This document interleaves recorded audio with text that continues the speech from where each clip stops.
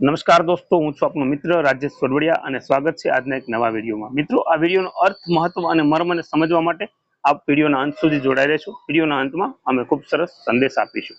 એ ઉપરાંત આપણે આ વિડીયો પસંદ આવ્યો હોય મારા આઈડીને ફોલો કરશો, યુટ્યુબ ચેનલને સબસ્ક્રાઇબ કરશો, લાઇક શેર કરી અને આપના કોમેન્ટમાં પ્રતિભાવ છે એ ચોક્કસથી આપશો। તો આવો જોઈએ આજ સુંદર મજાની એક ગરીબ બાળક છે એમના જીવન પરિવર્તનની આ વાર્તા। છોકરો રોજ વર્ગના એક ખૂણામાં છેલ્લી બેન્ચીસ પર બેસી રહેતો હતો।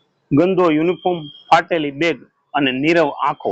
શિક્ષકોએ વિચાર્યું કે આ છોકરો ભવિષ્યમાં ક્યારેય કંઈ કરી શકશે નહીં અને એ ચિંતા કરવા લાગ્યા। અને એમણે એ પણ કહ્યું કે આ છોકરો છે એ વર્ગમાં બિલકુલ લોકપ્રિય ન હતો, અથવા તો તેમની પ્રતિભા બનાવવાની એમને તક મળી હશે કે નહીં મળી હશે એનું એ વિચારવા લાગ્યા। એક દિવસ શિક્ષક ગુસ્સે થયા અને બોલ્યા કે તને ભણવામાં રસ નથી? ઘરમાં તને કોઈ કંઈ સમજાવતું નથી? ભણવા માટે કોઈ કહેતું નથી? ત્યારે છોકરાએ શાંત સ્વરે પોતાની આંખો ભીની સાથે વાત કરી કે સાહેબ, મારા પિતાનું અવસાન થયેલું છે। માતા છે એ હોસ્પિટલમાં છે। ઘરમાં હું અને મારી માતા બે જ છીએ। હું સવારે શાકભાજી વેચું છું, બપોરે શાળાએ જાઉં છું અને બપોરે ઘેર ઘેર જઈ અને મારી માતાની દવા માટે પૈસા ભેગા કરું છું। જ્યાં સુધી મારી આંખો ખુલી હોય ત્યાં સુધી મને રાત્રે વાંચવાનો સમય તો મળતો જ નથી। આ વાત સાંભળી અને શિક્ષક એકદમ સ્તબ્ધ અને મૌન થઈ ગયા। અને ત્યારથી એ શિક્ષકે આ છોકરાની પડખે ઉભા રહી અને એમને પુસ્તકો, સમય, હિંમત અને વિશ્વાસ આ બધું આપવાનું ચાલુ કર્યું અને છોકરાને ભણાવ્યો। 10 વર્ષ પછી શાળાના એક કાર્યક્રમમાં એક ખાસ મહેમાન આવ્યા હતા। દરેકની નજર તેના પર છે। કપડા માથું ઊંચું રાખીને ચાલવું, તેની આંખોમાં આત્મવિશ્વાસ અને સ્ટેજ પર ઉભા રહી અને તેણે કહ્યું કે હું આ શાળાની છેલ્લી બેન્ચીસે બેસનારો છોકરો છું। આજે હું એક સરકારી અધિકારી છું।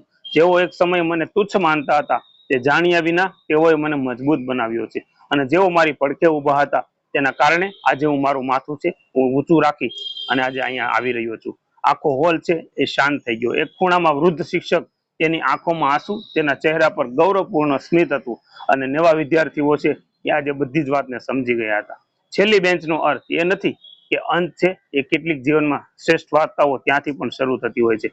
મિત્રો, આ વાતનો સારી છે કે ઘણીવાર છેલ્લી બેન્ચીસે બેસનાર છોકરો છે અથવા તો જે વિદ્યાર્થી છે એ ખરેખર આપણને જોવામાં એમ લાગતો હોય છે, પણ એની કંઈક પરિસ્થિતિ, એની કંઈક તકલીફ, એની કંઈક મજબૂરી એવી હોય છે કે માણસ છે એને અથવા તો આ વિદ્યાર્થી છે એને ભણવા માટે અસમર્થ કરતું હોય છે। પરંતુ એવા સમયે એમને જરૂર હોય છે તો એક નાનકડી એવી એક હૂંફ, એક સાંત્વના અને એક સાથ, સહકાર અને સહયોગની જરૂર હોય છે। આ માત્ર વિદ્યાર્થીને નહીં પણ જીવનની અંદર ઘણા બધા લોકોને પણ જ્યારે એમની પરિસ્થિતિ આવી હોય છે ત્યારે એ ખૂબ મૂંઝવણમાં હોય છે અને એ સમયે જો કોઈ પણ વ્યક્તિ એમની બાજુમાં આવી અને એક હૂંફ બની અને જો ઊભા રહી જાય તો માણસ છે એની જિંદગીમાં ખૂબ સારા મુકામ ઉપર પહોંચી શકે છે। જેમ એક સ્કૂલનો વિદ્યાર્થી છે એ એકદમ એનું ભણવામાં રસ નહોતું, કારણ કે એની ઘરની પરિસ્થિતિ નબળી હતી।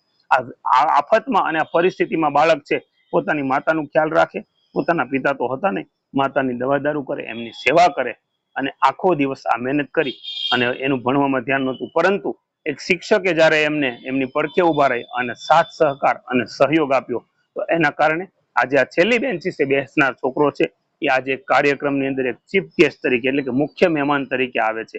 તો મિત્રો, જીવનમાં આપણને પણ ઘણીવાર આવી બધી પરિસ્થિતિઓ અથવા તો આપણી આજુબાજુની અંદર આપણે જ્યારે નજર નાખીએ ત્યારે ઘણા બધા માણસો એવા હોય છે કે હંમેશા એ મૂંઝાયેલા રહેતા હોય છે, પણ એની વાસ્તવિકતા કંઈક જુદી હોય છે, એની પરિસ્થિતિ કંઈક જુદી હોય છે અને એ તકલીફ અને તંગીના કારણે માણસ મૂંઝાયેલો હોય છે।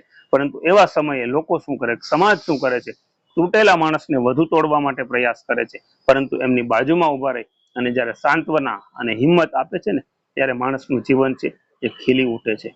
તો દોસ્તો, આપને કેવી લાગી આ કહાની, આ વાર્તા, એ અમને કોમેન્ટ કરી અને ચોક્કસથી જણાવશો અને આવા જ બીજા વિડીયો જોવા માટે અમારા આઈડીને ફોલો કરશો, યુટ્યુબ ચેનલને સબસ્ક્રાઇબ કરશો। Thank you. જય હિન્દ, જય ભારત, જય જય ગરવી ગુજરાત।